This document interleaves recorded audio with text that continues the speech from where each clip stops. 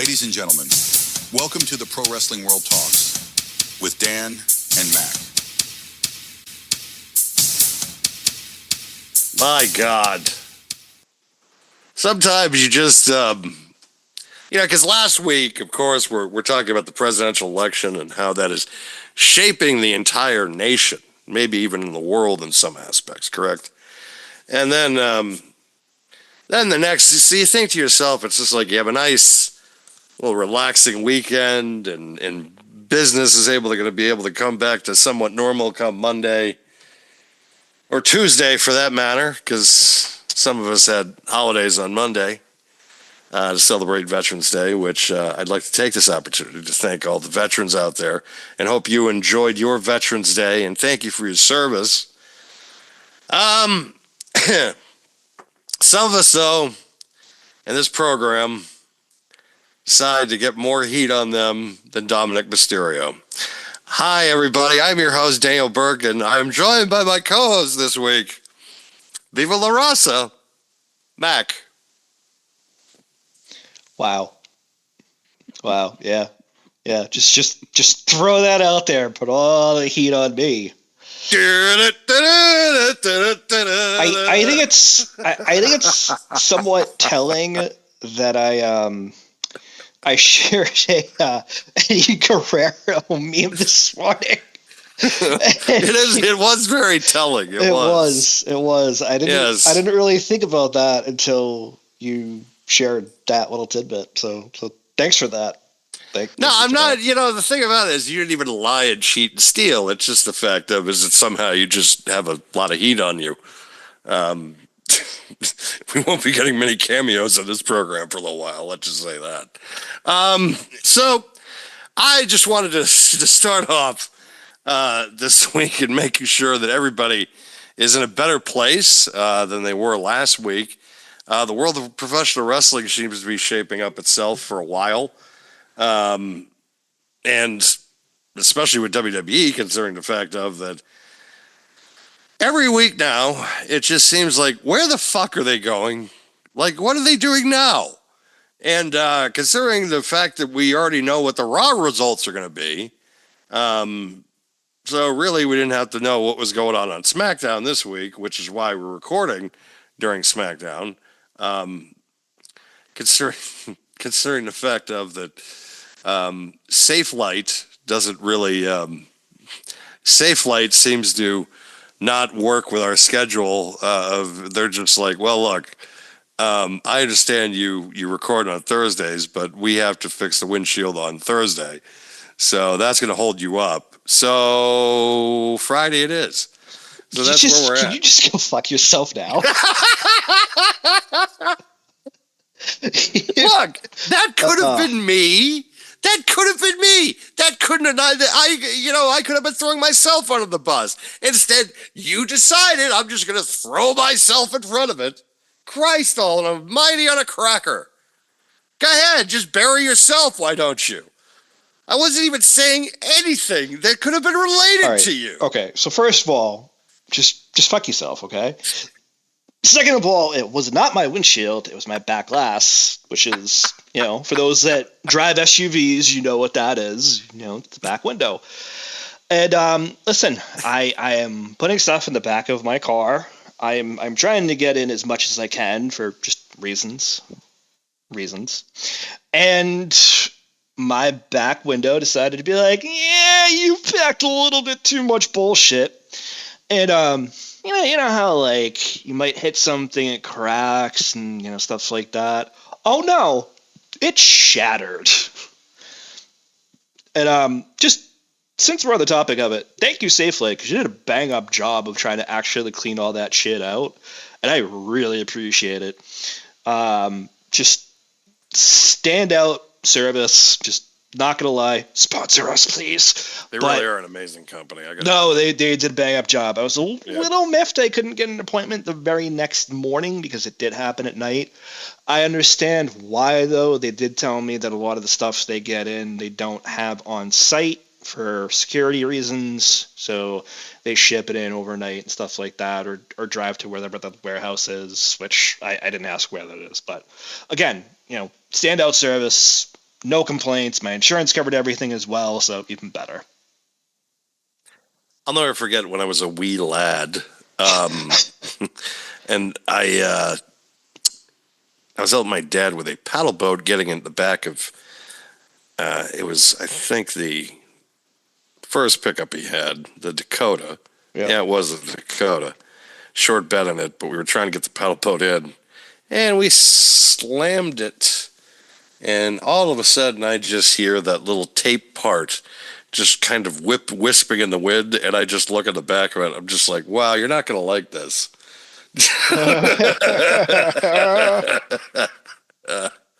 Yeah, that's I forgot if I made him mad or not, which may have caused that, or if it was just both of us were just not looking at what we were doing and just.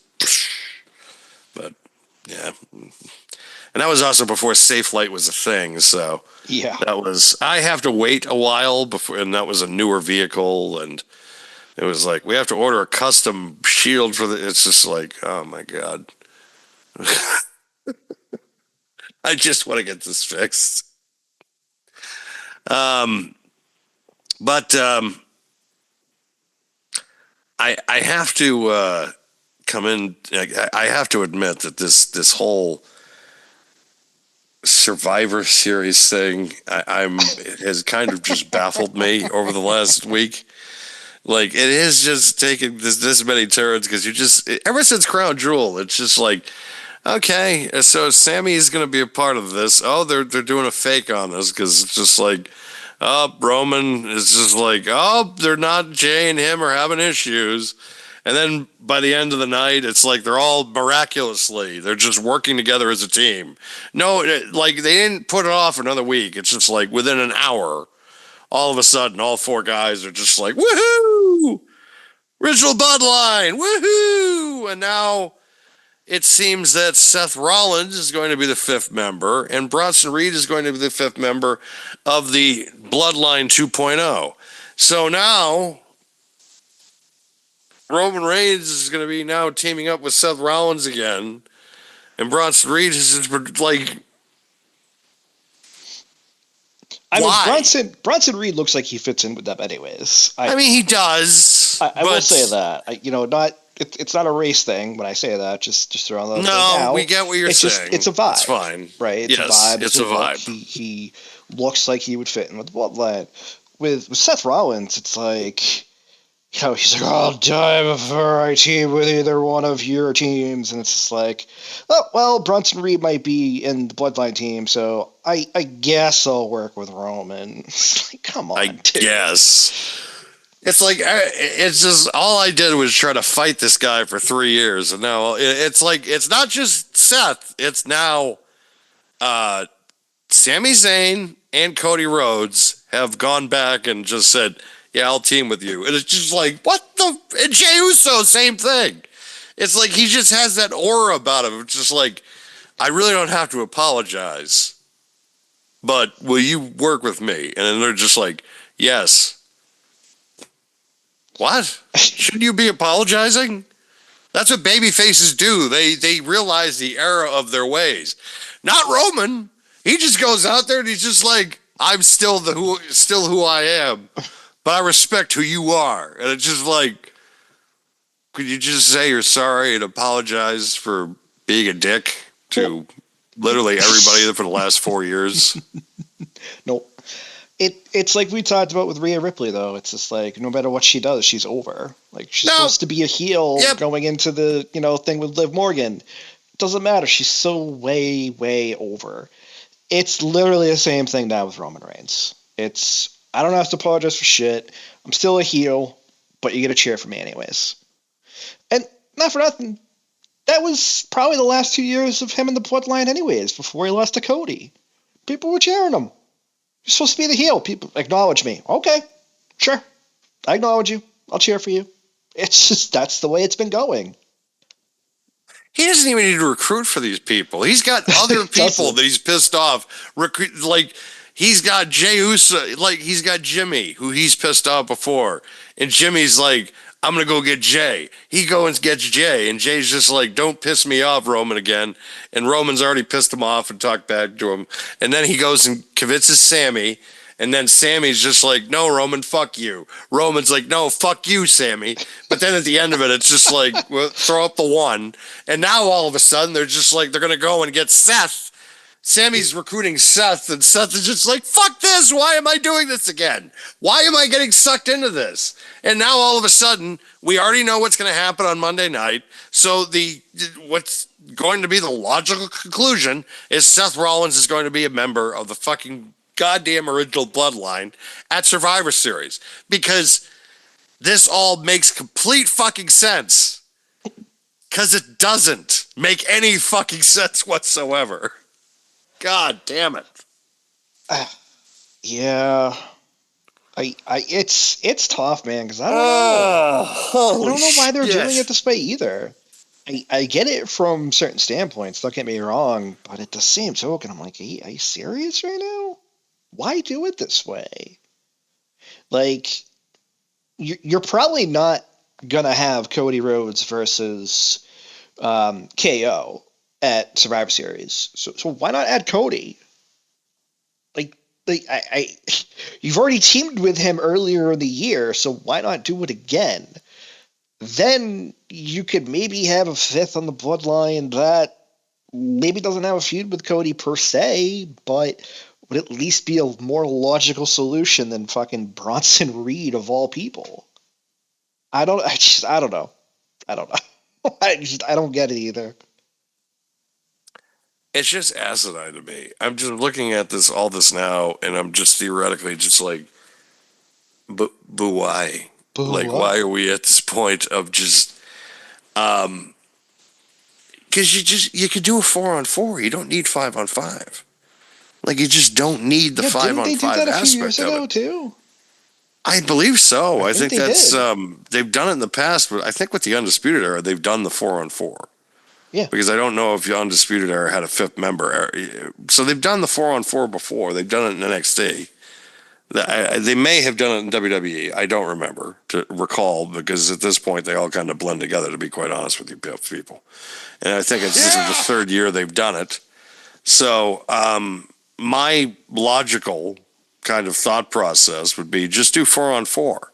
Because you have 4 of the OG, and then you'd have 4 of the 2.0, and then that's it. Do we really need to have kind of just max this out any longer? Do we really need to kind of make this a whole thing of just, having Seth Rollins and Bronson Reed involved?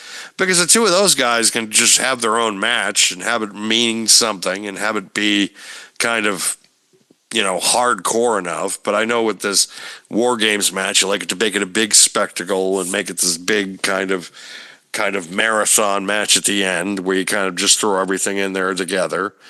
To be honest, and I was talking about this earlier in the group chat, I had thrown out there that the only logical because it could just be a phone call from the wise man, is CM Punk being a fifth member, but the problem is who would be the fifth member on the side of the Bloodline? Yeah. 2.0 anyways. Rock. And what was that? The Rock. Oh, well, yeah, that's true. They could finally, that is true. They could do The Rock finally with that, but who knows if The Rock's schedule is going to be... oh, no, listen, I'm just, theory crafting. I don't think it would be happening either way, whether it be CM Punk or The Rock. But that would make a lot of sense to do it that way. But the thing is, I was thinking this kind of a couple minutes ago when I started chuckling a little bit before I said anything, but the only logical reason for me to have Bronson Reed in this match is so he can tsunami somebody from the top of the cage. Yes. That's it. Other than that, I don't know why he's in the match. That would be the explanation. That would be my only thought process of him being in the match. And if he's in the match too, if he does that in the match too, I'm just gonna be like, well, he called it. Yeah, pretty much. It's I'm excited from that aspect because I think he's gonna be a great addition to the match. Yeah, Rollins is going to be great in it too. It's going to be good from that aspect to get those guys in the match, but is it really necessary? I say no. It's not. It's not. They could do 4-on-4. I feel like this is taking away from kind of the match in itself and kind of the story in itself, because now you're involving kind of like B players, literally, that have nothing to do with the overall story. Maybe Roman and Seth do. So what's Roman's conversation going to be of just like now of we're even? Or because now Roman's just going to be able to mention, I got revenge on you, and it cost me everything. Like, what the fuck? Like, what is even going to be brought up to kind of logically get to this point between these two? This mutual understanding of now of just, oh, well, let's be partners again. Let's be brothers and ride together. It's like, what the fuck? What am I watching here? Well, maybe we'll have another meeting at the 50-yard line somewhere and get a cool vignette out of it. But other than that, yeah, I don't know if this really has any long-term story implications or anything like that, because who knows how long they're going to extend this with the OG bloodline versus the new bloodline, or Solo versus Roman, or bringing The Rock in, and who knows? It's hard to say at this point. But yeah, that's I have seen that artwork out there. I don't know how legit it is, but I know it's out there with the 5 members on either team. Again, the 5th member for either team being Seth Rollins for the OG bloodline and Bronson Reed for the new bloodline. But You could just throw a number of Tony Khan and rent Moxley for the night if you wanted to. Pasta head, yeah. We'll talk about that guy later on, man, because I don't know what they're doing. Oh yeah, we'll talk about their TBS takeover. Ooh, yeah. TBS takeover. Yeah, I don't know what that is. I'm taking over TBS. Ooh. Somebody, I think it was you that shared something earlier in one of our group chats, and it was like the DX theme, like to that. And I was just like, oh man, break it down. But yeah, it'll be interesting to see. But as you mentioned earlier, and I kind of echoed it just now with the artwork that's out there, but Raw was pre-taped this week because TKO, Endeavor, whatever they're called at this point, WWE officials as well, I guess, being, Nick Khan, Triple H, want to give wrestlers more time off. So Raw for this week and going into next week was taped back-to-back. And Rhea Ripley, undashing Rhea Ripley, has made her return. And it will be on next week's Raw. Spoilers. One of those indefinitely things. Listen. I love those. This person's out indefinitely. Bullshit. So we were talking about this, actually, you and I think a couple other people as well. And I didn't mention the undashing mask. I mentioned the Phantom of the Opera Undertaker mask from when Mabel kind of did the same thing that happened to Rhea. Obviously, Mabel's incident with the Undertaker and the orbital bone was a lot different, but same kind of style of injury. So I was like, oh, maybe they'll bring out the Phantom of the Opera mask for Rhea, even though it doesn't maybe fit the character, but you never know. You could always do something. And then lo and behold, we'll see her back next week with a little bit of an undashing mask, as it were. And the likelihood is that she will also participate in the War Games match on the team of Bianca Belair, Jade Cargill, Io Sky, Rhea Ripley, and I forget the 5th now, actually. Who is the 5th? I don't even remember. I forget. I honestly, yeah, you're right. I forget. I'm in the same boat. That bothers me now. We'll have to look that up. They're putting, of course, everybody together, which it's just like we're gonna literally. But you look at the Rhea. You look at Rhea, Jade, and I'm gonna see Bianca. if I can find it real quick because it is gonna bother me. Yeah, it's not there. Where is it? That's so annoying that I can't read that. I can't believe that. Oh, just Wikipedia. Naomi, wasn't it? Oh, it's Naomi? I think so. So what's the Because five? So what's the five? What's the five? oh, team? so you don't know the fifth?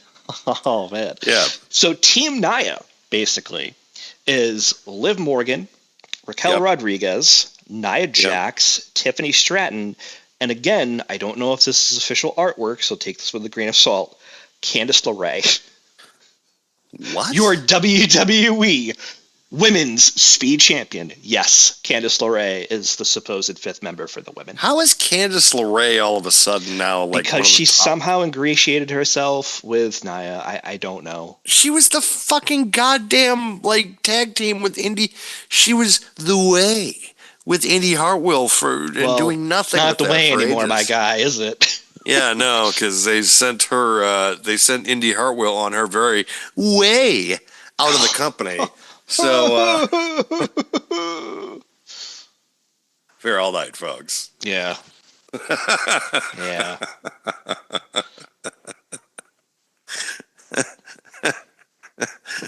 Fuck you. The fact is, is it headed into? But you look at the Rhea Ripley team on this one, and it's just like Jesus. It's what's Team Rhea again? I'm trying to find it real quick, so hold on one sec. I think this is supposed. Yeah, that's supposed, so it's not really giving me much. As far as I can recall, in this moment, it is. Hold on, because I just found the men's one.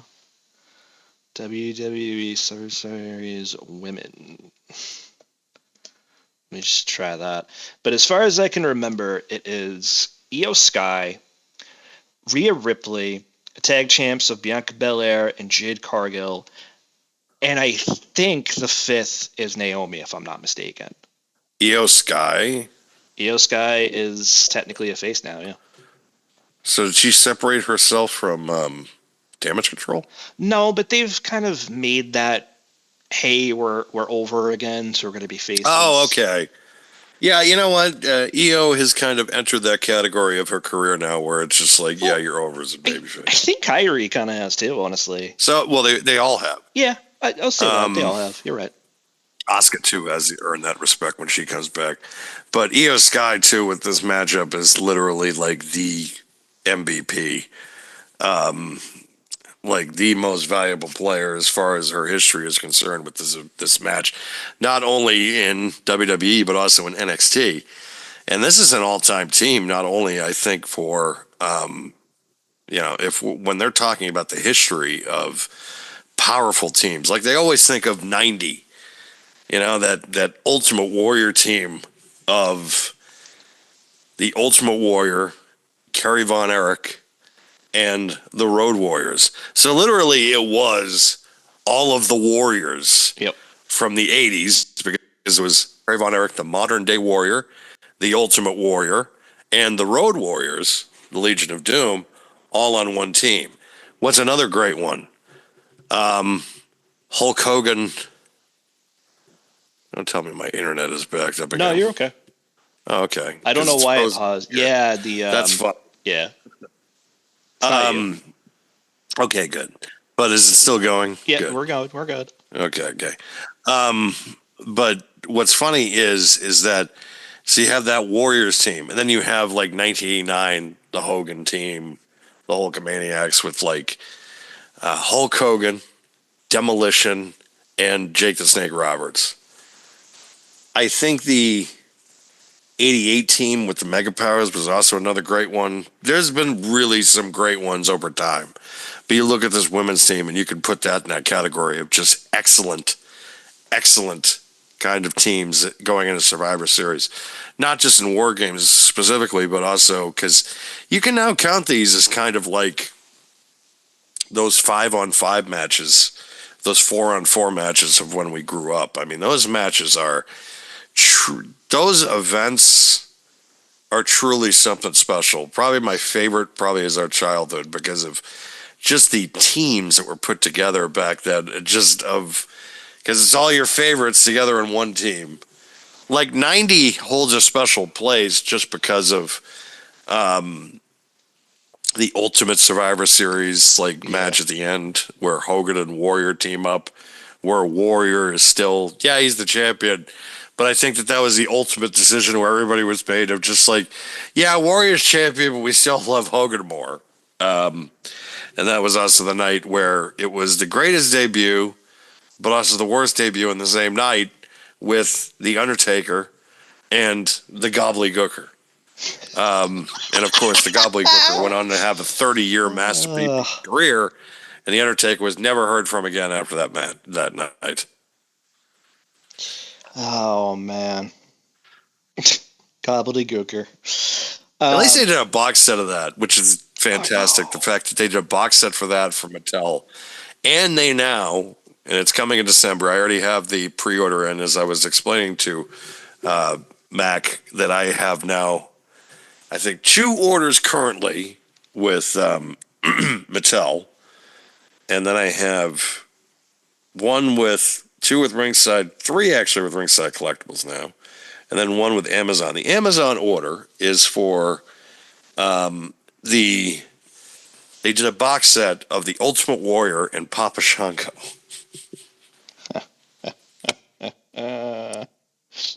One of the greatest feuds in the history of anything. Oh man! And the Warrior now, I think, has more Ultimates than anybody, I think, in the history of anything. Him and Hogan are probably the most. I was gonna say I would be shocked if it wasn't Hogan. Well, Hogan has WrestleMania 1. He has. Oh yeah, the one with Mr. T too, I think. Right. Yes, that was a great set. Yep. Which I really feel like I overpaid, but I didn't care because that set, those figures were $20 at one point, and I was just like, wow, I lost my ass. But at the same time, it's just the nostalgia factor of the fact it's just, it's WrestleMania 1. They did a WrestleMania 9 Hogan with even the black eye head, which is fantastic. Oh man. The night the problem is it wasn't in the exact outfit that he fucked Bret Hart in, but close enough, yeah. Because that was the red shirt, the red pants, and the cowboy boots. Yep. And he comes out and he's just like, "Oh, I'm helping you, brother. Let me help you to the back, brother. Go, Hulk. Go defend my honor and take back what's mine." Oh God. Because we're talking about the bloodline, because that made sense. Just like the Rollins thing has completely made sense. All right. Well, we're talking about the women actually, but I did finally find it. I know we kind of already gave some spoilers, so I'm gonna preempt this one a little bit better with spoiler alert. Mm-hmm. So, oh my goodness, is the page just absolutely bonkers on me. So apparently it was the final segment of Raw this coming week. Multiple women would be present in the ring when Rhea Ripley would make her return from injury and went right after women's world champion, I'm trying to get ahead of myself here, Liv Morgan, after streaming then War Games. Other women also joined the brawl with Rhea Ripley, Bianca Belair, Jade Cargill, Naomi, and Io Sky. So again, that is your team. That is a fantastic team. Yep, Rhea will probably be in that match. Going up against Morgan, Raquel Rodriguez, Tiffany Stratton, and Nia Jax. There is no fifth currently, but again, the most likely decision based on the, again, we don't know if it's legit artwork that I saw, and just based on how storylines are progressing on SmackDown, it's probably going to be Candice LeRae. Jesus, how is that even possible? It makes sense because she tried to make herself known in that match last week for the Women's Tag Team Championships. Then Naomi came out and interrupted her from getting involved. She is the one taking the pin then. Yeah. They're not going to beat any of them. Yeah. She is the one taking the pin. So I actually want to get your thoughts on this. That's why I left myself on the camera, or my video on the camera, whatever. But do you feel that there is finally going to be a cash-in, considering that Miss Money in the Bank, Tiffany Stratton is in this match as well. 2 world champions on the same team. Exactly. It makes all And the does sense it in the really world. matter who she pins? I don't think it does. And then she could just take both belts for all we know. Well, Who because knows? you gotta have Rhea. At least you gotta have Rhea kind of away from the title picture for a little bit. Oh, I totally agree. And Absolutely. I feel like Tiffany needs the bump. So I feel like having her beat Liv makes a lot of sense, and then having her and Nia can kind of continue their kind of friendship for a while. That would make sense. But also at the same time, you have the impending Bianca Belair, which is the reported thing. They're doing the Bianca and Jade I've heard the same split. thing you It's have. coming, Yep. and which makes sense. The question is, who's going to be the one to turn? Yeah, that's a good question. I don't know. Makes sense with Jade, but it also makes sense with Bianca. Because Jade is they just explode for her when she comes out. I think it should be Jade. Yeah, I think it's hard to kind of take Bianca out of that situation at this point, and Jade being new-ish at this point, I think they're able to get away with it more. it's hard to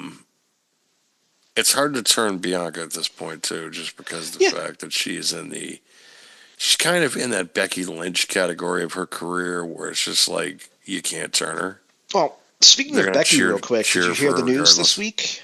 I did hear the news is coming out, especially from when I hear the sources. When it comes from like PWI Insider, I know it's legit. Yep. And the rumor I guess it's not a rumor because it's kind of a report that Becky Lynch will be coming around the mountain. She'll be coming around to WWE when the Netflix deal starts coming in January. So we all kind of figured it was going to be around Mania season, around the Royal Rumble. And I think also with the impending Netflix deal, she's a part of the reason why they're making all this money, especially for Raw. So they want her back. It makes all the sense in the world. They gave her a great kind of 6 months off to just kind of get a reset. Depending on who the champion is going into WrestleMania, she could win the Rumble. They could have Liv be champion until at WrestleMania, and then have Becky get the title again. It could. These are all logical conclusions. It could be down to her and Rhea at the Rumble, and then she takes Rhea out. It's all possible to kind of lead to kind of get her back on top. And, I'm all for it. I've always been all for it with Becky. I'm glad that she's going to be back. I'm glad that she's staying put. I always knew that they were going to kind of make her well compensated, but also give her the time that I think she needed to be a mom.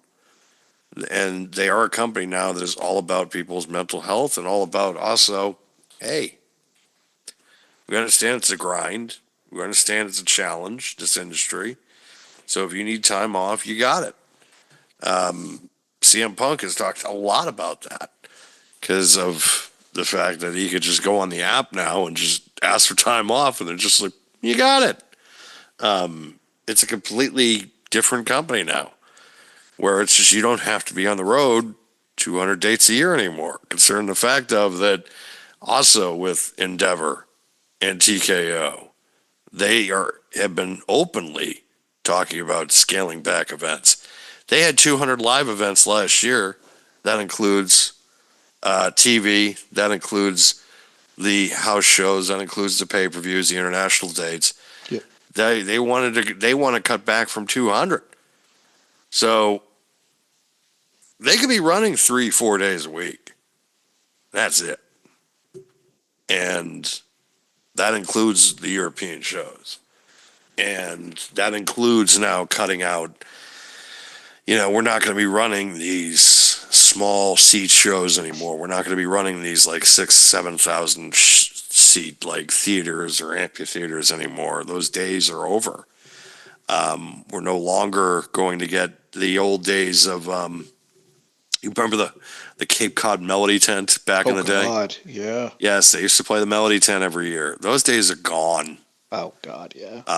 They're not doing that anymore. They're going to be playing the big cities, the big arenas, the big shows. They are a hot ticket. They are, where a lot of the concerts this year, a lot of those shows, a lot of them didn't do well. A lot of bands had to cancel this year, live event wise, during the summer. Jennifer Lopez had to cancel her entire tour. The Black Keys had to cancel their entire tour. There were a lot of big acts that had to cancel a lot of tour dates this year because of low ticket sales. Another. I knew as soon as that word escaped your mouth. As soon as the logo came out, as soon as I saw that logo, it just reminded me. I'm like, speaking of low ticket sales. I knew as soon as it came out, yeah. I just saw the logo, and it just That's fucking funny. reminded me. I'm like, I love this so much. Just because of the fact that compared to other companies, WWE is able to charge whatever they want, considering their WrestleMania prices. Thousands. I booked a trip to Disney for next year, and for a 5-day little, I came in under budget. But considering the fact of with airfare and all that stuff, it's probably going to be about the same amount that I kind of budgeted for. So really it all kind of works out in the end. But, and I'm expecting to at least go a couple of $100 over budget. Because with fucking Disney's the fucking worst with that. It's just like you go in and just be like, here's my budget. And then they're just like, hey, we have this hunk of shit for $100. Do you want it? Yes, I want that hunk of shit for $100. Oh my God. Listen, I'll just tell you, just from people that I know and previous experiences going down there and stuff, more so as a teenager and stuff, but still, people that I know that have gone recently really swear by going to Kissimmee, staying in Kissimmee, which is about 20 minutes from Orlando, 20 minutes from the parks and everything. And it saves them so much money. It really does. I'm staying on resort. I know you are, but I'm just letting you know. And no, I know. The only thing I'll say is this, too, real quick. If you're going to buy food or even buy merchandise, buy it out of the park, too. Unless it's something part of a package or something that you really want to experience, building a lightsaber, for example. I get it. But if you have the opportunity to buy merchandise off-site and eat off-site especially, do so, because it's like going into New York City or any other major release city and then going 10, 20, 30 plus minutes outside of that city and paying for something. You're paying a fraction of the price, I'll say it that way. I don't have to, but we're not getting a car. We're staying on resort. We have a meal package. Money that way too, sure. We have a meal package. We have the hopper. Hopper. Every possible thing you can think of, little amenity. But the amenity. That's why you're spending a lot of money. But also part of it too is I get to leave from Worcester and I get to go down there, literally take the flight directly, go direct flight, mind you, which is tough nowadays. Especially from Worcester. Especially from Worcester. Get to take a flight. So literally it's somebody will drive me to the airport, go down, get a direct flight, take a shuttle to Disney, shuttle back to the airport, go fly back to Worcester, take another 20-minute car ride. I'm fine. I don't have to deal with anything. I don't have to go to Logan. I don't have to go to fucking Hartford. I don't have to go to goddamn TF Green. Nowhere. Ugh, 20 minutes. TF Green. Oh, Like, oh God, isn't that the worst? it is. It's the worst It airport. really is. Logan's the worst airport by far, just because of the traffic. All right. We could skip that conversation. Logan is literally the biggest fuck you in the history of air travel. It's up there. Yeah. Like, I've heard O'Hare is worse in Chicago. I've heard But it's pretty bad too. Yeah. I've heard it's flown pretty out of there. goddamn bad. The only airport that I think of that was really, even though it was pretty goddamn big, was I was in Pittsburgh one time in the mid '90s, and that was a pretty that place was like a mall. That was how goddamn big it was.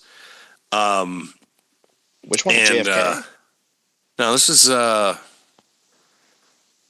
don't remember. I was at LaGuardia Okay. in New York. I didn't go to JFK. But I think because LaGuardia at certain points is not really that big compared to JFK. Right. Yeah, I left it at JFK. Miami's pretty big too. I left out of there a couple of times.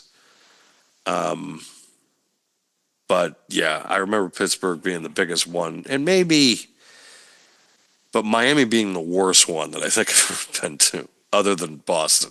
Boston's terrible. Oh my God. It's just, man. DC wasn't even that bad. Dude, I've been to the Caribbean and some of the places down there aren't even that bad. No. I don't know what it is about Logan, but it's just like, oh God. Even though their TSA guys have like machine guns, where you're just like, are you fucking kidding me? I'm not talking about like, the countries. I'm talking about like the U.S. Virgin Islands. I'm not talking. No, what I'm just saying is it's easy because I left at a Curacao once, and Okay. Curacao, they have their security down there is TSA is we have guns. It's like great, it's just this is how this is starting.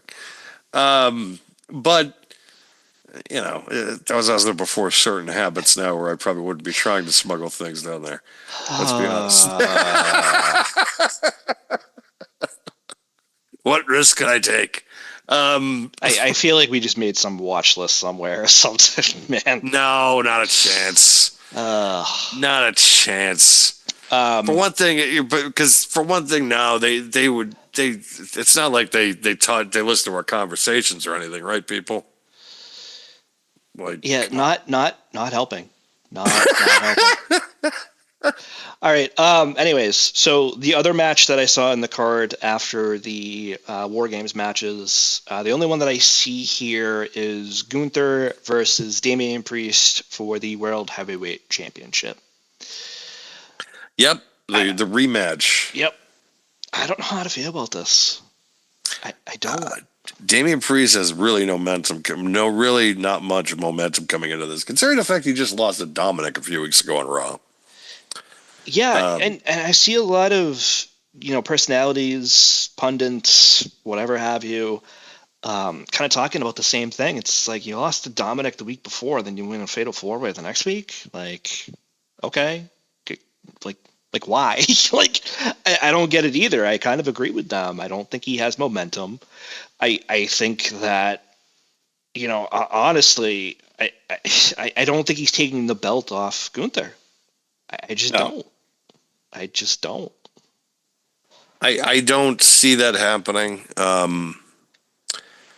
unless there's another story that they have kind of outlined for Gunther. It depends.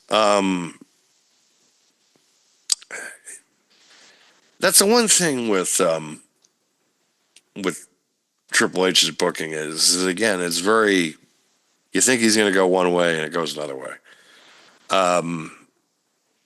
But again, you're right in the sense of too that, especially with the looming, they've already announced it, and it's already been kind of led to that it's going to be a Goldberg retirement match. So, are you going to have that match with really not much stakes involved with Gunther not as champion? Yep. Or is it going to be, Gunther versus Goldberg without the title and doesn't need to, like, is the title not involved? Is the title involved? Like, who knows at this point?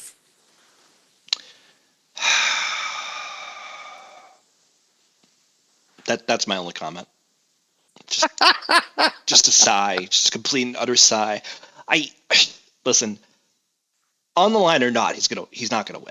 So personally, I don't care. However, in context of a defending champion, I would much rather him defend against active roster talent. Right. That's not Goldberg. They already did this with him against Roman Reigns. I believe it was 2020 in Saudi Arabia. Goldberg looked like shit. He looked like absolute garbage. Dude looked gassed. And listen, I get it. At the time, he was, 52, I want to say? Something like that, 54. Something like that, yeah. And dude looked gassed. And Roman puts him in the guillotine, and literally that was it. I don't even think this was a 15-minute match. I'd have to go back and look or find it. I'm not going to because I don't care. Because I don't like Bill Goldberg. I just, you know what I can tell you about Bill Goldberg? Bill Goldberg sucks. I get it. I get the nostalgia factor of what he was able to do in the late 90s and the early 2000s and stuff. This is why you're my favorite podcast host. I am sure there are people that probably agree with my sentiment. Just saying. He ruined Bret Hart's career. I'm sorry. I said it. It's the truth. That's why I like you. Yep. I'm Bret Hart. Bret Hart. Bret Hart. I'm Bret Hart. I'm Bret Hart. Don't boo me. I'm right. He sucks. Don't boo him. Goldberg sucks. He's awful. And he's not going to be better at whatever age he's at right now. We could have got Bret Hart and Kurt Angle. Instead, we got fucking Goldberg and The Undertaker in Saudi Arabia. Listen, go fuck yourselves. Listen, we could have got... If we're going to talk about Kurt Angle, we could have gotten Kurt Angle and John Cena as Kurt Angle's retirement match. Instead, we got fucking Baron Corbin. So, I don't have a lot of faith. Now, granted, I know that was Vince McMahon. But still. There's a history there. God. Yeah. Yeah, exactly. That was, if there was anything that I was just like, well, that was a fuck you. That was kind of a fuck you. Vince is just like, well, no, we're gonna do it against Baron Corbin. It's just like, if you want John Cena, you gotta wait till next year, Kurt. It's just all this him. That the only reason that Baron Corbin was booked the way he was is because Vince knew how much people hated him. And Vince liked pissing off the audience. That's what I think he got off on the last couple of years. That's why I think the booking was... Vince was well aware of what bothered people, but he just didn't care. And he just said, fuck it. Like, if they hate it, so what? I'm just going to do it now to kind of... Especially, too, with... when he kind of did listen to the audience, and then the mainstream audience would kind of just say, well, fuck it. He would listen to the hardcore people. But the mainstream audience, the casual fans, would just be like, well, we're leaving then. So then Vince was just like, well, fuck them. All right, if the hardcores, if the mainstream people are going to leave, I'm just not going to cater to the hardcores anymore. But they're the loudest people. I don't know. There might be zero. Exactly, Dave. And that's why AEW started. And that's why the minute that Vince McMahon is out of power... I feel like we just had the perfect segue, because speaking of people that book for themselves, we also have this illiterate idiot in AEW who's now booking television. Well, I could not believe it. And the funny part about this is that a couple of years ago, this wouldn't have happened. But it happened recently this week.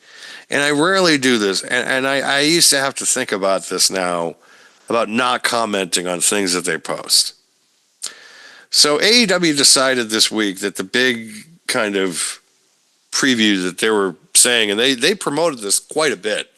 I remember like all weekend and coming into Wednesday, it was John Moxley and the Death Riders, whatever the fuck their goddamn stupid neo-Nazi kind of like group is. And I hate even throwing that terminology out there, but that's the vibe I'm getting from them. Yeah, To no, be quite honest, it's just how they look and how they operate themselves. It's just, it's like, oh, somebody's been watching American History X.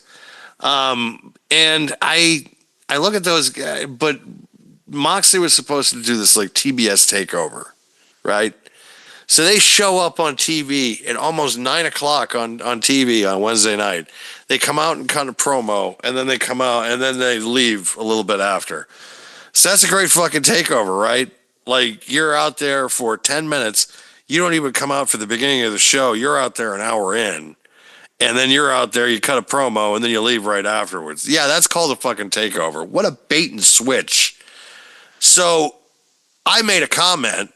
I said, supposed to take over show doesn't come in until 9 o'clock and then leaves right after.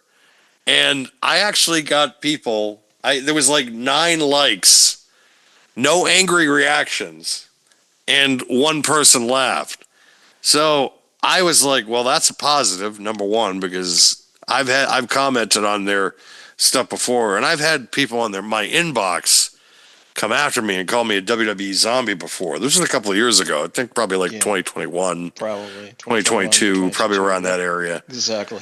And this time it didn't happen. In fact, I got people that agreed with me more than anything. In fact, somebody actually tried making a comment to me that was negative, and then other people in the comment, and then other people were kind of defending me. So it's just like, wow, this is weird. That's how things have gotten. When now I can go on there and make logical points and people agree with me. Logical points that are criticisms towards your product, which a couple of years ago I couldn't have done without having to deal with some sort of backlash from the sickos. The problem is that you have an eroding audience and people that really don't care. The fact is that you had to cancel your taping for Collision on December 7th in Columbus, Ohio, nationwide arena for some reason, a 15,000 seat building that was set up for 2,500, and you only sold under 1,100 tickets. So then you had to go piggyback it with a GalaxyCon show somewhere. To try to get people to come to your show. How the fuck is this thing supposed to last another 3 years? How the fuck is this even supposed to happen? How is that even possible? Well, I think it's hard because when you look at some of the comments even too, actually, before I even go into this, like any kind of diatribe here, I see some of the comments like, oh, they just moved the venue, it wasn't canceled. It's like, okay, well, you're partially right, but it still has to cancel the arena and then move to a different arena to try to sell a program that is floundering. And when I say program, I really should say company, because I don't think it's, Collision or Rampage or Dynamite or whatever the hell the other shows they have are at this point. And Buran actually brought up the point when we were talking about it earlier or a couple days ago that if you look at the amount of things you see on TV, right? So let's use Raw and SmackDown as an example for a second. There's almost always some kind of a pre-show. There is the show itself. There's a dark match. And lately they also do tapings of Speed, which is probably like an hour, maybe give or take, right? So all in, you're probably there for 3-4 hours. Just being objective for a second, right? If you go to an AEW show, you're sitting through that show. You're sitting through probably a dark match. You're probably sitting through Dynamite or Rampage, depending, right? You're sitting through 2 televised shows, let's be real. And then you're also sitting through Ring of Honor. Mm-hmm. It's like you're sitting there for like 6+ hours at that point. I don't want to go to a 6-hour wrestling show. I just don't. And dude, I love wrestling. You love wrestling. Our listeners obviously love wrestling, but that's a sloth to get through at that point. I think even aside from that, their television, some people are like, oh, well, they have all these former WWE guys, and it's just like, it's not interesting anymore. Bring us MJF back. Bring us Darby Allin back. Bring us all these other guys that have been there since the inception, the pillars, so to speak. And it's like, yeah, but they're not drawing. The only real draw there, objectively, out of those first few guys is probably MJF. I get it. Kenny is They is injured. bastardized him. Well, yeah, they did. Kenny's injured. I'll get to Kenny in a moment. Yeah, I'm sure you will, because I know there was news there. The Bucks are just the Bucks. I mean, people, I feel like, tolerate them at this point. Hey, those are Wrestling Observer I 2024 didn't say shit. Hall of okay? Famers, the Young Bucks, my friend. The Meltzer Congratulations. Congratulations to the Young Bucks and also it might be Roman zero. Reigns on being Wrestling Observer newsletter Hall of Fame inductees. Dude, it's because they shill for Meltzer. That's all I'm gonna say. Either way, there are guys there that people are in love with. There are guys there that people are tolerating, and there's guys there that people can't stand, and women too. I should say, actually, it's not just the guys. One being Mercedes Moné, where it's like, I don't want to listen to any more CEO chants anymore. I'm over it. I was over it when the first day she was there already, actually, to be honest. She's not brought anything of value to this company. The majority of that audience, I think, is over it. I think I don't see this company being able to get through the next 3 years. I just don't. And I said that, and everybody's just like, well, they're not going to make 5 years. They made 5 years, but barely. And there is nothing that's going to be able to pull them out of their ass. It's just not. It's just that you have somebody, I think, that's behind them. This current storyline that Moxley is doing, which I guess he has completely creative freedom on, but has done absolutely nothing for business and will do nothing for business. They've done Moxley and Orange Cassidy. They're doing it again. That's their main event. Yeah. This storyline is supposed to be their main event.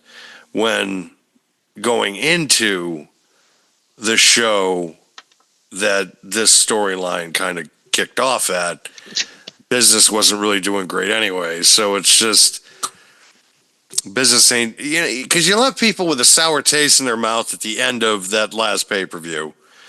And now you're going into this one with people apathetic and really people not caring. The fact that this show really hasn't sold at all.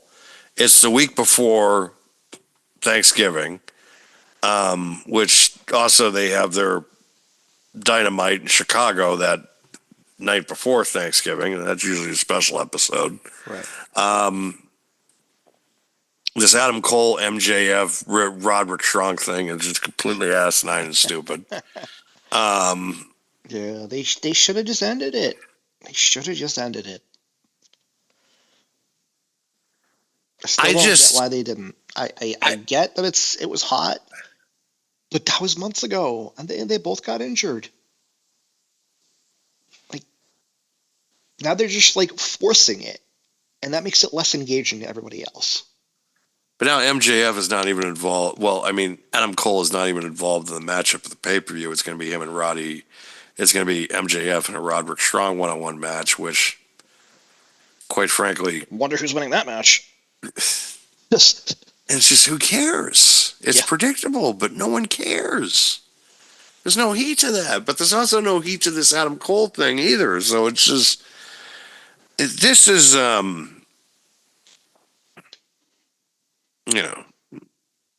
just look at this company. I'm just like, where are we going with here, guys? And it keeps getting worse every week.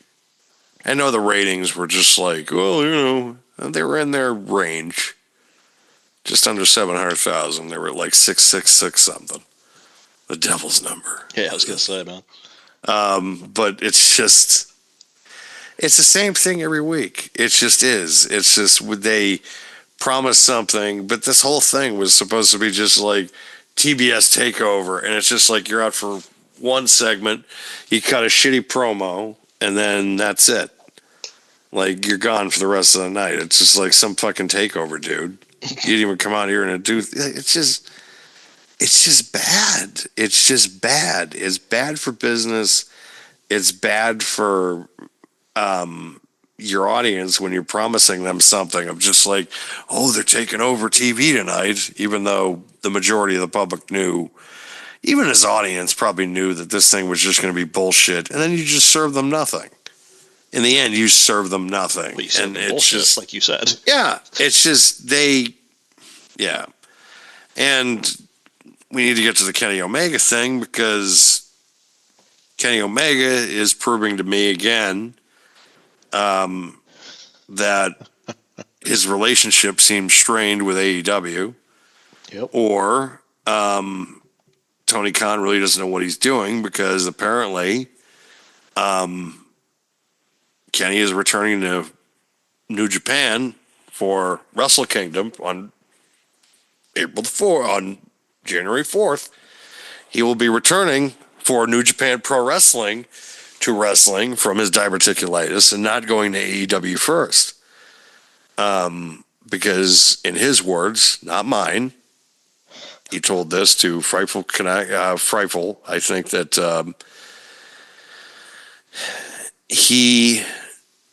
AEW doesn't need him right now, that New Japan does. And I'm just like, what? Because AEW does need you. Yeah. Like, Yeah. they need you severely. And the thing with Kenny is that he needs to be in a position where he needs to be challenging for the world title too, where it's just, I understand, well, we need to get more people over, which I understand the whole concept too of, well, Darby Allin's going to be world champion eventually. Well, then why isn't he champion now then? Because the problem with Darby He's paying is John Moxley and others way too much money.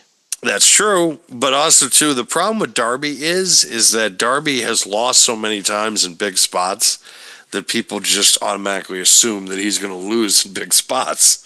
So then he finally beats John Moxley after they build him up. The problem is that, again, there's going to be no heat behind it because no one's watching. That's a No good one point. cares. That's a good point. And that's part of the problem.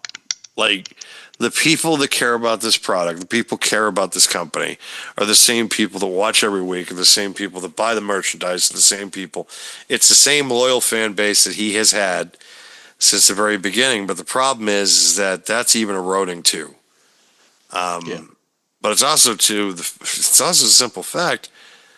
No one's going to the shows. Like, no one's going to these events. They had to drop their ticket prices by 40%.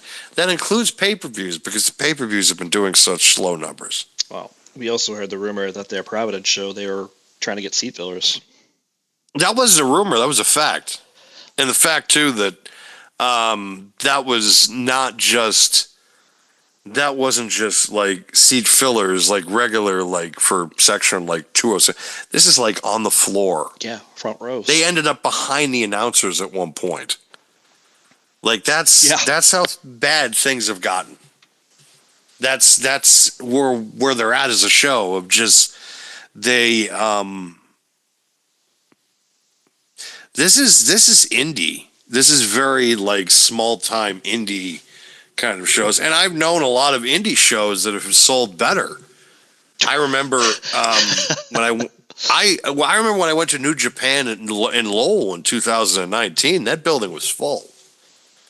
That building was full, and they're not doing that because Lowell, I think at that point, that was at least 2,500, and they're not even doing that for some shows. Not even for Dynamite anymore. I think the latest pay-per-view that they have coming up I forgot exactly what the numbers were, but they're not great. I think it was 6, but Yeah, it was around 6, yeah. but they've only done well. The only pay-per-view I think they did well was earlier this year with the one where Revolution, where Sting retired. Yeah, yeah. That was it. Every Well, I mean, you got show All In, since, but that's like an international show at this point. Until next year. yeah, and that still did like what, maybe 20, like 30 something K less. yeah, that did. And next year will be the same thing in Texas, even though I'm sure they're because the fights between Logan Paul and Tyson is supposed to have sold like 50,000 tickets tonight. So But I mean, it, that doesn't surprise me because it's literally Tyson's last match. Might be Jake Paul's last match too. We don't know, but you know, it's definitely going to be Mike's. People will go and see that. well, it depends. It depends with Tyson. It depends what the results are tonight. Because you, I don't think it depends unless you give the guy a crazy amount of money. well, the thing about it is that, and the thing that I hope for tonight for that is that he just winds the clock back to like 87. Yeah. And we're dealing with another animal because I've seen the training videos of both guys. Jake really hasn't looked outstanding to me in any fight that he's been in either that I've looked at it when I've just thought that he's looked outstanding. I think he's looked good. I wouldn't say he looks outstanding. I've never thought he's looked outstanding. No. I've always thought that he's just been like just average. I mean, listen, let's be realistic for a second. I know it's just you and I talking right now, and it's not a live broadcast or anything like that, but maybe people can leave comments, especially on YouTube. But does anybody really want Jake Paul to win? No. I don't think anybody does. No. I don't know anybody that is sitting here like, I want Jake Paul to win. Because I've talked to a bunch of people, whether it be at work or friends or acquaintances. Hey, you watching the Jake Paul Mike Tyson fight? I'm like, I don't know. Maybe. If I do, I don't even think I'm going to watch it live. Either way, it's like nobody out of any of those people is saying they want Jake Paul to win. Nobody. No, nobody wants. Absolutely nobody. I think that's why people are watching this fight, just because of the fact that they want to see this guy get shut up. But they also want to be able, because there's a good portion of people our age that are showing their kids tonight of it's a clash of generations because they grew up with Tyson. They understand the person that he was, and they're going up against somebody that their kids are even idolize, or might not idolize, but at least know who the guy is. Right. So it's just kind of like a clash of generations type deal. But yes, realistically, I do not expect Tyson to easily beat him. There's a hope, because the last thing to go in a fighter is their power, and that's the thing. And Tyson just knows how to fight, and it's the same thing with what Logan Paul did when he went up against Floyd Mayweather. He said and admitted that there were little things that Floyd did that I didn't expect going in because I'm not like a boxer and an everyday boxer. Right. Little tricks that he would do that, like at one point he was on the inside and he covered his mouth. In doing that, he ended up taking a couple of breaths away from him, which helped him in the end because it helped him with his. And you think about also, as far as fights are concerned, that Floyd Mayweather Logan Paul fight may have been one of the best carry jobs I've ever seen in boxing history. And what I mean by carry jobs, I mean Floyd pretty much carried Logan Paul to that fight. Oh yeah, absolutely. At least the last couple of rounds of that fight. Yep. No, listen, I mean, It's tough. Boxing is such a tough sport. You don't even kind of think about it. Oh, they're just throwing punches. No, no, it's a lot more than that. It's footwork. It's breathing. It's knowing when to go on an offensive. It's knowing when to, you know, dodge, duck, dive, dip, and dodge. It's like fucking dodgeball, and I don't think a lot of people really understand that. You might understand the reference I just made, but you might not actually understand the actual things that go into boxing. It's a really fun sport. It's a fun sport to watch. Hey, it's why there were so many successful Rocky movies. Just saying. Just saying. God, that the Rocky series is one of those. You had to look at that Rocky series though and think, well, there was only really one bad one. The other ones were all really good. A lot of It's series funny don't have because that. Creed Don't have that. is Yeah. still better than that one. Yes, it's true. Every Creed movie Every is Creed better actually. than the Yeah, I fifth was just one. gonna Yes, say. Yeah, I was gonna correct myself, but yeah, all the Creed movies are still better than that one movie. yeah. That movie should not have been made. It shouldn't have. I understood what they were trying to do. Oh, I same, hated it. same. It's just because my thing with that was it was just okay. You can't have both things get taken. Like, okay, he can't have the brain injury and then lose his money. You can't do both. You can have one, but you can't do both. Okay, we're doing both. Fuck. Like it's just Yeah, little shit like that. I'm just like, oh, we're going that route. Okay, great. exactly. The son was an asshole. Like it's just even though everybody's like, that was this real kid who's dead, right? It's just like the son was an asshole. You're still an Like asshole. it's Yeah. just Yep. Yep. Exactly. Oh um man, like, it's just yeah. I don't know, man. I don't know. But I do think that it'll be an interesting fight. I do. We're recording this the night of the fight. It's about an hour from the expected start time of the fight, so yes. we'll see if you're listening to this. You'll be Throw in the like, "Oh comments my below. god!" Yeah, Yeah. yeah. So I was Just just tell looking at us. some of the stats here, just based on age. Actually, Mike Tyson is 58 years old. Jake Paul, I thought was older, but he's only 27. Yeah. I didn't know that. I thought he was a little bit older for some reason. Yeah. But I don't know, man. I don't know. It'll be interesting. I think that I don't know if Jake Paul's ready for that power, man, because I just don't. And I think it's hilarious that Tyson slapped him in the face the way it. I think that's absolutely hilarious. It's just you have this. And the thing about it with Tyson is that he's into this completely. Well, probably the weed still, but because those last couple of years he was on a lot of cocaine, which he's admitted. But Yeah. there was a lot of issues that was going on with a lot of those fights that he was dealing with. Other than that, which I think have affected his performance at certain points, and it was also the type of people that he was around and things of that nature. Which this is not like that. This is Tyson when he was with Customato and Kevin Rooney, when he was under a well kind of controlled atmosphere and people that are going to take care of him. This is a responsible Tyson.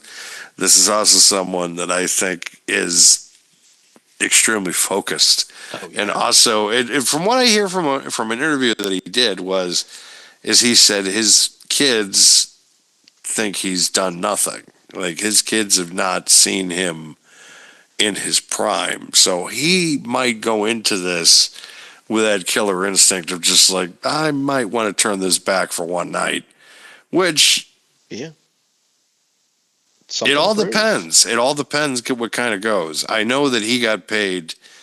I saw the amount of money he got paid for this fight, and I was rather annoyed because he got paid like 20 million compared to Oh, yeah. Logan. Jake got paid like 40, Yep. which I was just like, are you what? Like Jake has done Oh, nothing in his man. life, and this is the former like. Yeah, Tyson can make an argument as one of the 5 best heavyweight champions in the history of boxing. Easily. And he's going up against Jake Paul, and Jake Paul's making 40 fucking million for this fight. Yeah, I mean, listen, I get it. But I you kind of started to drift in this direction about Tyson, and I think he has something to prove. I do.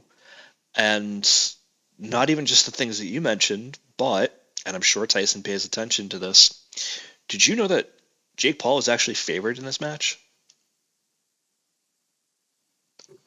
Well, I believe that. On Yep. paper, he is. He is a minus 175, and Tyson is a plus 180. Full swing. And that's according to the New York Post, which this post was 4:47 this afternoon, Eastern Standard Time. Dave Portnoy announced that he was going to be putting his money on Jake Paul tonight. Dave Portnoy, of course, is the head of Barstool Sports. So I'd like to take this opportunity. Hi, Dave. Me and Mac would like to come work for you. Hi, Yes. Dave. Yes, sir. Come. Yeah, we're both massholes. We get along great. I'd do great work with Frank the Tank.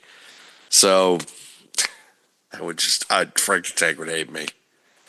I would drive him fucking apeshit every single chance you I would got. easily drive him insane, I'm sure. Yeah. I would drive him completely insane. Oh, man. I would literally just walk into a room and just see him and just be like, "He's in it, it sucks," and walk out. Oh, my God. I don't even have It would be words. fantastic. I don't even have words. I would get memos sent to me. You have to stop going in there and antagonizing him and telling him this. I don't want to. Why? I don't want to. I'm having fun. Oh, my goodness. That's hilarious.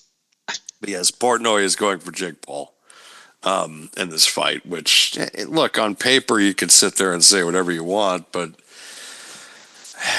there's always that hope that the former undisputed heavyweight champion of the world just turns the clock back like 35 years and just takes this guy's jaw off. I mean, I'd love for that to happen.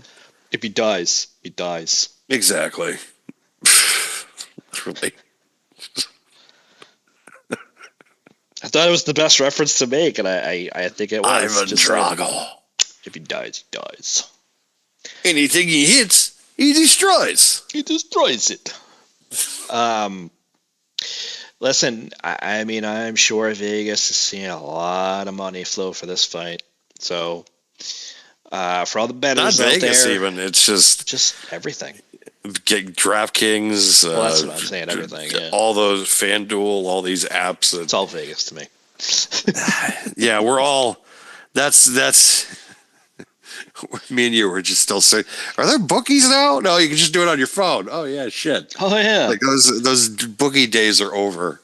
Of just. It just popped into my head about because I've been kind of trying my hardest, kind of like yourself sometimes, to rewatch some of these old cartoon shows that were popular. Not like cartoons, but like the adult cartoons, like The Simpsons.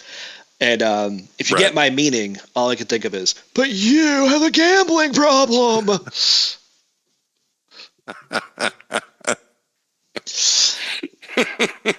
It's the truth. That, like, listen, like those apps, man, they're gonna breed those problems because it's 1,000 times more accessible than it used to be.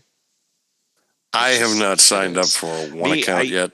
I did, but I I was doing it more to like look at the Right, lines, right. look at what the big bets would be for certain things. I have not used it since, and that I did not look it up today. And after seeing those numbers for Paul Tyson, I don't think I'm going to because I'm not confident. Mike Tyson's given up what 40 years against the guy, and listen, like 31 looks like. 27, 58. Yeah, okay, my bad. But it's like I just round up 30 years. Like either way, like I think if Logan Paul can dance around him, I think there's a good chance. But if he goes in close and Tyson clips him, it's over. But is that what's going to happen? We don't know. And that's what makes this kind of match very hard to put money on. Because again, Tyson's been training. Tyson's been taking it seriously. Tyson, as Dan said, might have something to prove in this match. He might see the line and be like, I'm going to knock him the fuck out. It's just, we don't know. But I do know that I will, just to kind of segue to something different for a second, I will not put money on the Patriots this year. I know that. Oh, fuck that. I mean, even though they won again this week, which is surprising. I was surprised, yeah. They have certainly improved from the first few weeks, like the first 6 or 7 weeks, where we all thought it was going to be mutiny against against Gerard Mayo. Yeah. I have to be completely honest and say that I am still pissed off they fired Bill Belichick. I'm still mad about it. I am completely on Team Belichick, and I'm not even mad that, and there are certain sports writers and sports columnists and sports pundits in the city of Boston that have been hard on Belichick for being hard on the Patriots when they were losing and being hard on Gerard Mayo. And it's just like, he's doing his fucking job, number one. And he has every right in the world, in my opinion, to really have kind of sour grapes because of the way that he was treated out the door. In my opinion, everything that has happened with this organization in the last 2 years, Right. longer, has been orchestrated and completely been by the hands of Robert Kraft, not Bill Belichick. And I'm sure that I am going to hear a lot of different opinion from people and I've had that argument with people because everybody's just like, well, it's Belichick's roster. This is why it's the way it is. Belichick is also going to spend money, and there's a certain owner in this organization that has not really spent money. Drake May, however, is a star. He is the bright spot on this roster where I look at it and it's just like, they have him. They need to build around this kid, and they need to do it now. Yep, absolutely. I was thinking the same thing as you were talking.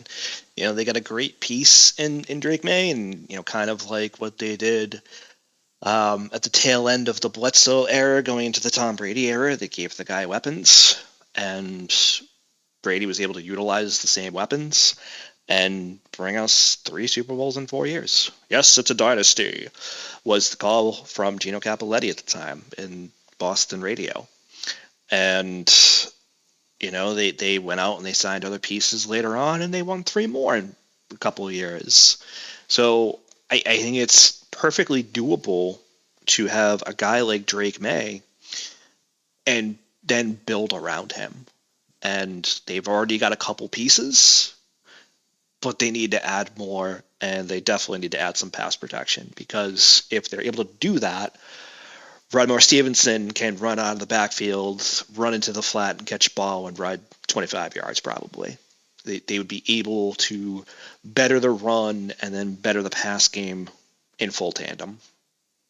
But you're right about the Bill Belichick era. I think that it was a mistake to let him go. If you're going to let him go, I would have kept him around as something else maybe, so he could oversee or advise Gerard Mayo better as he makes the transition to a head coach. But then you got to pay him, so it's hard to say that.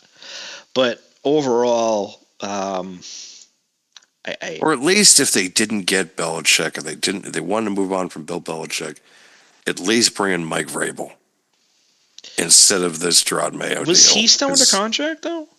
No, he was. I thought he was still with Tennessee. He got fired just around the same time that Bill did. Okay. So I was like, and I love Vrabel, big Vrabel guy. I was like, get him, especially what he did in Tennessee. He did win them. He did get him to a couple of postseason he got him bursts. close. A couple of years he got him made close. Ryan Tannehill relevant, so you got to give him credit. Yeah, because who the hell ever thought that was going to happen? Exactly. I mean, he also had Derrick Henry, who has proven without question how goddamn great he is in Baltimore. You know who really is kicking themselves in the ass? The New York Giants for picking Daniel Jones and not signing Shaquille Barkley, who ran over the goddamn Redskins last night. I will never understand why they gave him that contract. I won't ever understand. It's going to be their eventual undoing. I think it already is. It is. I think Brian Daboll is probably going to get fired. Daniel Jones will not be the quarterback of the New York Giants next year.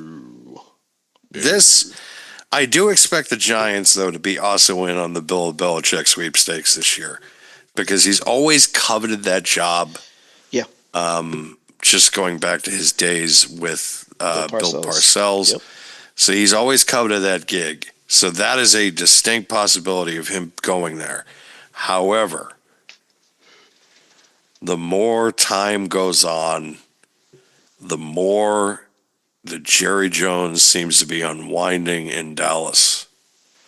The more I think the Bill Unwinding Belichick, or unraveling? the unraveling of Jerry Jones is just it's week after week. I know. Now he's they're complaining about the fucking son of the guy, and he's losing his shit. And I think it's getting to that point that he is going to say fuck it, and Bill Belichick is going to be running things in Dallas next year. I think it's incredibly possible. It is getting to that point where he is going to finally let Bill run shit. And there is a distinct possibility that next year that the Dallas Cowboys are actually going to have to be because let's face it, folks, and it's been 30 years and it's still the biggest and dumbest decision in the history of sports. And I have seen some dumb fucking decisions in the history of sports, considering the fact of the city that I live in and the amount of times that I have seen, especially with the Red Sox. We're going to trade Mookie Betts. Oh my God, can we not talk about that? What? But the dumbest decision in the history of sports by any franchise ever was when Jerry Jones either fired or allowed Jimmy Johnson to leave the Dallas Cowboys. It is still the absolute dumbest decision by any organization ever, because you left an entire dynasty on the table. Not just your three. Yeah, you won 3 out of 4. Great. You could have won double that, if not more. Well, yeah, they just needed Buffalo to keep ending up in the Super Bowl. No shit. Oh, man. Or Neil O'Donnell is their quarterback for the Pittsburgh Steelers. Oh, jeez. Yeah. It's picked off again. He fucking threw it to Larry Brown again. How the hell did that happen? I know. It was almost like he was playing ball with Larry the whole time instead of just playing with his own team, for Christ's sake, half the time. They had Deion Sanders, and he wasn't even a factor in the fucking Super Bowl. I know. It was just the problem. The problem that game was Larry Brown. And then what did Al Davis do for the Raiders? They were just like, he was the reason they won. No, it wasn't. Neil O'Donnell just threw it to him. That was it. Like Yeah. he wasn't like placed there. Yeah, it didn't even really do much of anything at that point. That was honestly. one of those Super Bowls. It was just like, well, of course I was like, because I think we all still kind of like Dallas as kids back then, still like up until, because I think I think it was like 95, 96 where I stopped liking them. I think it was, Because then at that point it was the Niners. well, yeah, the Niners, that 95, that 94 Niners team is still one of my favorites. Yeah, yeah. I still actually, I kind of prefer Steve Young over Joe Montana, to be quite honest. You know what it is? It's because Steve Young had like this cannon, man. He did. He had an absolute cannon, and you started to feel bad as it got on because the dude was getting wrecked in the backfield too. Oh, He had was getting no killed. line at some points, man. And he was still making nasty throws to Jerry Rice. It's like, okay. Plus, that I think that Super Bowl against the Chargers, where it was literally a fucking video game of just how many man. touchdowns It was just threw. like I was just long like, ball, oh long my ball, god, long he is ball, long ball. outstanding. Yeah. He didn't. It was like the Chargers were playing Tecmo Bowl and picking the wrong play every time. Every single time, it was just like, no, they're fucked. Every single time, it was just it was by far one of my favorite kind of. That was another great Super Bowl where it was like even my team wasn't involved in that I remembered as a kid. Like I I just that remember. year, though, I feel like San Francisco at least was my team that year. Because Yeah, I just fell in love with that team. He still had a lot of I did great too. talent from when Montana was there. Steve Young at the cannon arm, like I said. fucking Dion. Dion Dion ruled. Yep. It's just, oh my goodness. It was such a nasty team. It was so fun. It was just so like Jerry Rice and just that was so fun. Those early, I think, plus because we were all playing like the NFL games back then too, and like the Genesis and the SNES. Well, that's what I was saying. Tecmo Bowl, I think, was Yeah, was the game Tecmo around Bowl that too. time. Yeah. I think Madden was, what, 94, 95 as well, actually? If I remember correctly? The first one? No, it came out in '89. I think it was a PC Really? exclusive. Yeah. Oh, that's probably Yeah, right. it was like I think it came out in like '88 or '89, and it was a PC exclusive, Huh. and then it hit consoles, and then I think it really got hit big on Genesis, of course. Um, Yeah, I remember hitting it big in Genesis, which is why it really I'm got thinking- big on Genesis, and then when it hit like the PS1, PS2 era, of course, God, yeah, it was over. as soon as it hit PS2 with like '04 and '05, it was just like everybody in the world was playing it. Yep. Especially that one with Michael Vick on the cover. My God. Oh man, how the mighty have fallen.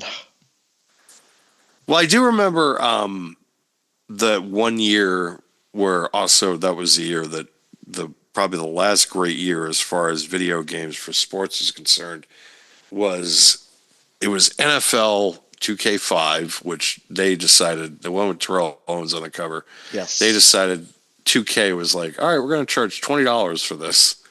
So then Madden had to charge $30 for it because they had to, of course, do the price war with them. And that was the last year, I think, that EA was just like, all right, we're going to make a deal where we're the only ones that can make games. Everybody else can go fuck right off.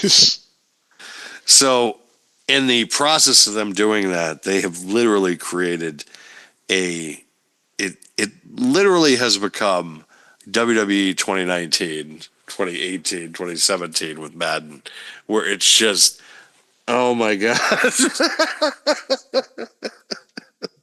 They're the only game in town. Oh no. But I'm hoping. It was tough though because it's like they charge $20, but it's just like, is it a good product?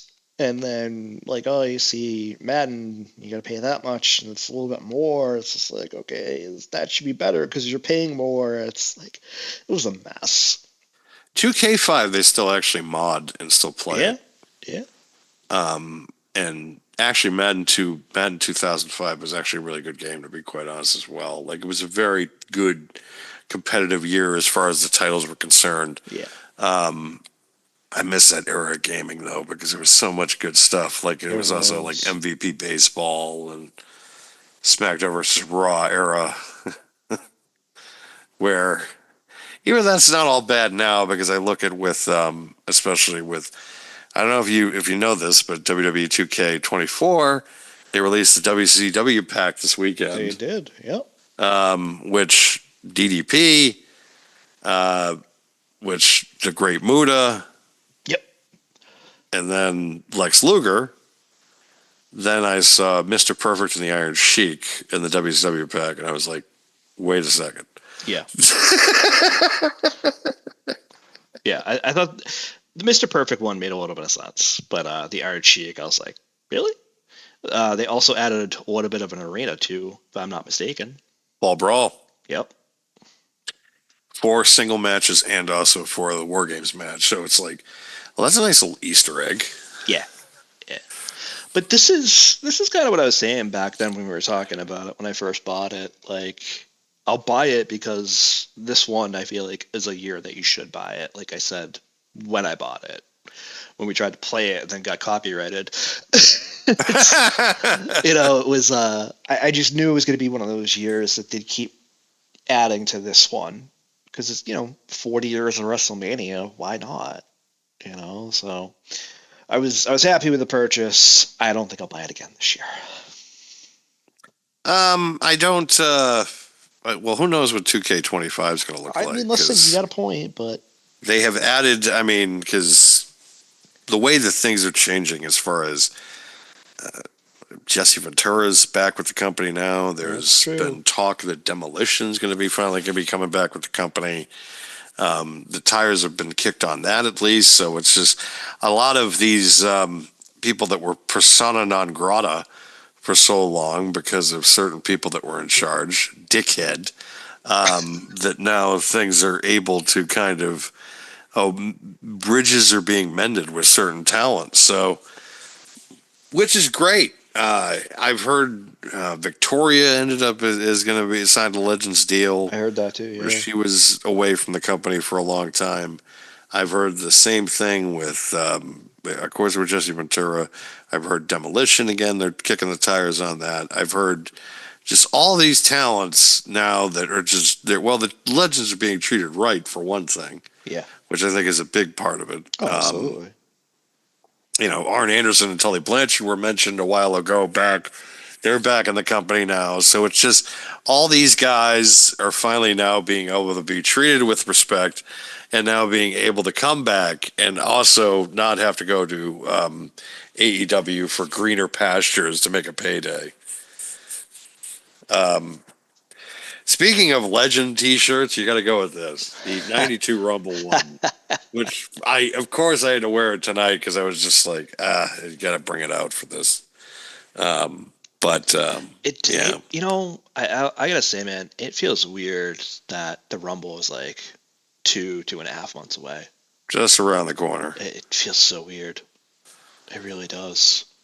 It also feels weird considering the fact of that I was just a Tropicana Field back in January, and now the Rays will not even be playing at it next year due to what happened over the hurricane. So, yeah, that was true. Of course, the place was a shithole, anyways, right? I mean, it served its purpose for the Rumble. I'll say that it did. But it did. As a baseball stadium, yeah, it's a piece of shit. Those fucking catwalks! God damn it! Again with this bullshit. Oh God, how many times have all those teams, but especially the Red Sox, you fucked me again with these catwalks? Yep. God damn you! Well, it hit this one, so it's a foul. That's a double. Fuck you! Well, it hit that one, so it's a double. But if it hits this one, it's a homer. Like, get the fuck out of here! Oh God, I used to scream at the TV so loud too when that would happen. I hated that stadium. Do you see the Sox tried? Do you see the Sox at least made an offer to Juan Soto? Yeah, they're in the sweepstakes. They're in the sweepstakes. Are they? They're gonna just do enough for them to be like, well, we tried. Yeah. that was actually my next comment too as well. I Like I think was they're going just to do like enough. that's what they're gonna do. Well, we tried. Yeah, like I said, I think that was the goal. Like we're going to do enough to get the heat off of us, just like every other fucking year that they do this. And yeah, I don't think they're going to get Soto. I don't think they're going to get anybody else, and I think they're going to suffer for it. They do what Listen, they do every year. Let me put it this way, right? I'm not going to fault Bill Belichick for not spending a lot of money. He was able to do less with more in some cases, or more Yes. with less, I should really say. Excuse me. You look at the Celtics. They went out and they re-signed guys to supermax contracts. They signed other guys like Drew Holiday, Porzingis, obviously, and they won. They fucking won. The Bruins have signed or re-signed some talent. Just shut the fuck up. Just shut up. And they need to fire Jim Montgomery, but that's besides the point. Fire his ass. Yeah, he needs to go. But I also do think it's aging talent as well as not helping. Just saying. But the one Mostly constant, he sucks. yeah, mostly I think it's Jim Montgomery. But again, I don't Yes. think the aging talent is helpful. Just saying. Just saying. Because again, they won in points outright 2 years ago. They were still in, I believe, top 5 of the league last year. Yes. I think they also had over 100 points last year, if I remember correctly, or very close. I can't remember Yes. exactly. So I don't think it's the coaching problem. I think it's both. I think it's the aging talent and the coaching. But I digress. The one constant out of all those teams is the fucking Red Sox not looking for contracts and getting rid of top tier talent, or getting top tier talent who do jack shit in Boston. Ugh. And again, you mentioned it before. I'm just going to reiterate. They are the dumbest fucking team for trading Mookie Betts They're and just letting him walk. Like, no, that was stupid. You know how great it's going to be? You know how great I'm going to feel when Chris Sale gets named National League Cy Young Award winner? Yeah. I'm going to punch myself in the dick like 10 times and be like, why? Why? Every fucking time. Why? I just don't get it. I just don't. And listen, Chris Sale, he's had his problems. He's had his injuries over the last few years. I totally get their point of view. He's one of the best pitchers the fucking Exactly. franchise He's has ever still had. one of the best pitchers the franchise has ever had. Exactly. I get it. But that was stupid. Give the guy more chances. Let him actually recover from his injuries instead of putting him in Worcester. No offense to you, but he was not ready to be in Worcester at that point in time. No. He just wasn't. And then you called him up. No one's way ready to too be early. at Wisner, let's face Well, that's all right. it. No one's ready. Listen, I don't know about you, but we're way off wrestling. And I also don't know about you, but I kind of want to watch Jake Paul get his ass kicked. Yeah, no. There really wasn't much on the wrestling side of things anyways There this wasn't. week. Because, Yeah. we're just, again, speculating. But, of course, next week we'll have a maybe preview that AEW pay-per-view for next weekend. And then more We things. also might have other things that I'm not going to say out loud because I don't want to jinx it for next week. Oh. Yeah. We'll have to see. If not, then maybe the week after. We don't know. We don't know yet. That's true. We don't. We don't. Be sure, folks, to tune in for that. Yeah, that means you have to tune in. You have We to don't know tune what's in. going on either. Yes. Because I even don't know. Yeah. But I do. Or don't I? Booran. I don't know. Booran. Yeet! All right, Jey Uso. All right, everybody. Well, I hope everybody watches Mike Tyson completely destroy Jake Paul. Completely obliterates him. I also hope everybody subscribes, likes here on YouTube under Diamond Podcasting Productions, but also go and look for PWW Talks on Spotify, Apple, wherever you get your podcasts currently. Anything else, Mac? Let's go, Tyson. Let's Go, Mike Tyson. And those Tyson Anytizers too. We'll go for those too. Yeah. I'm down for that. Let's go. Give me some gravy. We're good to go. Yeah, Good to go. All right, everybody. Catch us on those places that Dan mentioned. Catch us on social media. Catch us everywhere. Like, favorite, subscribe, share, do all the things as Dan brings out Garfield. And He's waving. Garfield is waving goodbye and telling you to do all the things that is mentioned. Okay, bye. Bye.